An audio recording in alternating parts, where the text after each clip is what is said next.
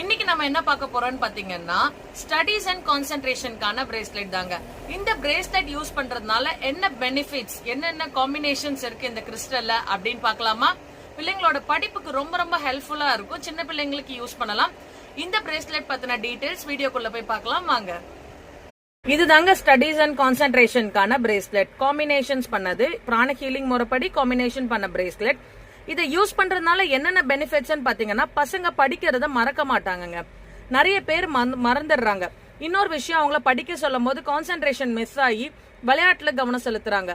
So அந்த மாதிரி பசங்க இவங்க எல்லாம் இந்த கிறிஸ்டல்ல காம்பினேஷன்ஸ் கிறிஸ்டல் யூஸ் பண்ணலாம். இதை யூஸ் பண்றதுனால கான்சென்ட்ரேஷன் கொஞ்சம் அவங்களுக்கு லேக்கிங் இருக்கவங்களுக்கு சரியாகும். இன்னும் கொஞ்சம் ஸ்டடீஸ் மேல இன்ட்ரெஸ்ட் வருங்க.